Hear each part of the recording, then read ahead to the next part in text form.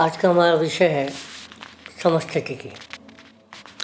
समस्थितिकी को इंग्लिश में आइसोस्टेसी कहते हैं। आइसोस्टेसी हिंदी में समस्थिति, सम यानी समान स्थिति। इस पृथ्वी पर जितने भी पर्वत, पठार, मैदान, नदी, घाटी, जितने भी उच्चावच हैं, इन सब में जो ये एक यांत्रिक स्थिरता की दशा है, पृथ्वी घूम रही है, उन सब के बावजूद भी ये एक जगह स्थिर हैं। और ये जो स्थिरता की दशा है, ये स्थिरता की दशा ही समस्थितिकी कहलाती है। अब सोचिए, पृथ्वी घूम रही है, लगातार घूर्णन कर रही है, उस सब के बावजूद ना हिमालय हिल रहा है, ना कोई अकांकागुआ डूब रहा है, कुछ भी नहीं है। सब चीज़ें अपनी एक यांत्रिक स्थिरता की दशा में हैं। ये जो स्थिति है, यही समस्थितिकी कहलाती है। समस्थितिकी जो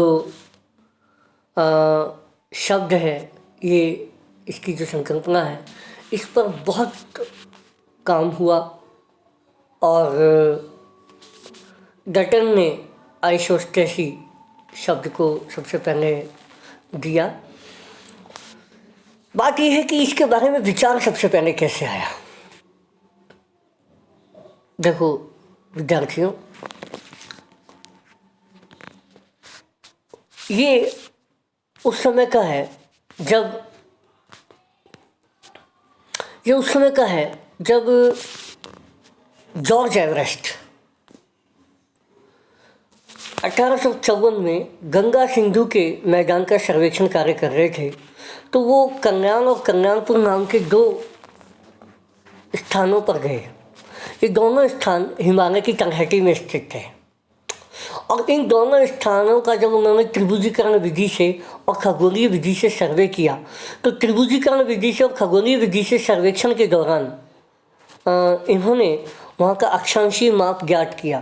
क्योंकि त्रिभुजीकरण विधि एक गणितीय विधि थी और खगोलीय विधि, क्योंकि खगोलीय विधि में साहुल और अन्य भौतिक उपकरणों का प्रयोग किया जाता था। ऐसी स्थिति में दोनों विधियों से जब अक्षांशीय माप लिया गया, तो अक्षांशीय माप में 5.236 सेकंड का अंतर आया। तो जॉर्ज एवरेस्ट ने सोचा कि हो सकता है ये जो पेंडुलम है, ये जो साहुल है, इस साहुल को हिमालय ने अपनी ओर आकर्षित किया होगा।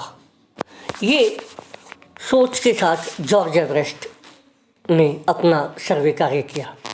लेकिन उसके बाद वहाँ आए प्राट महोदय।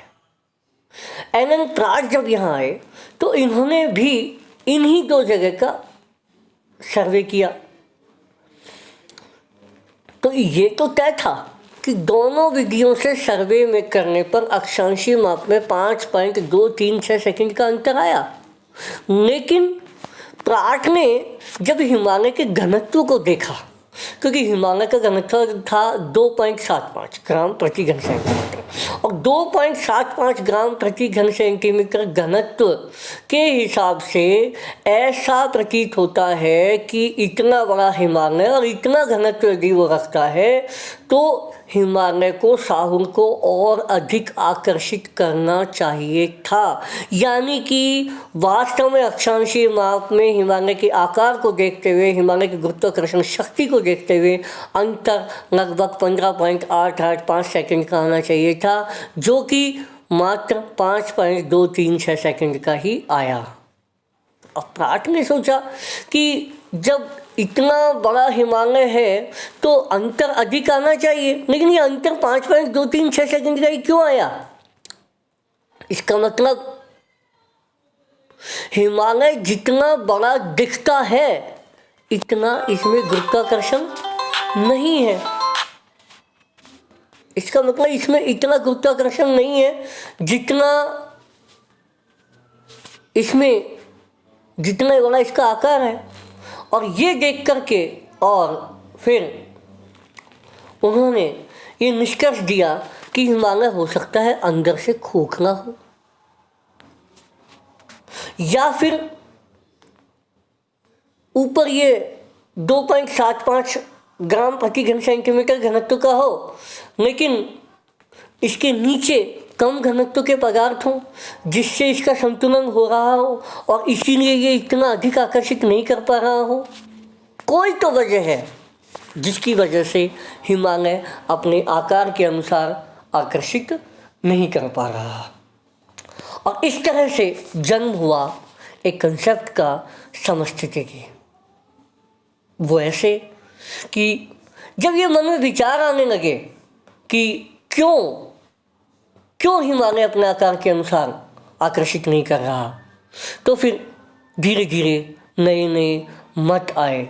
किसी ने कहा कि ये अंदर से खोखला है यानी हल्का है, किसी ने कहा ऊपर से तो उतना ही है लेकिन अंदर ये कम घनत्व का है, किसी ने कहा जितना ये ऊपर है उसका 9 गुना ये नीचे है। बहुत सारे मत आए, लेकिन इन मतों से एक चीज़ तय हो गई कि ऐसा क्यों हुआ।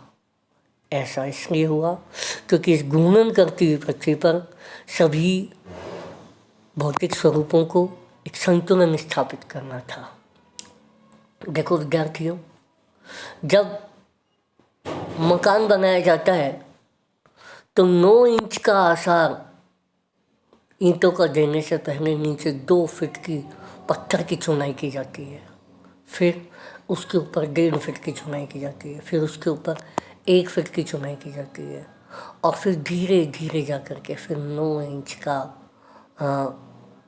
ईंटों का आसार खड़ा किया जाता है। तो संतुलन के लिए बहुत सारी थ्योरीज हैं और इन्हीं सबसे एक संकल्पना का उद्भव हुआ समस्थिति का। आज इतना ही। अगले चैप्टर में हम देखेंगे अलग अलग विद्वानों के अनुसार समस्थिति की संकल्पनाएं।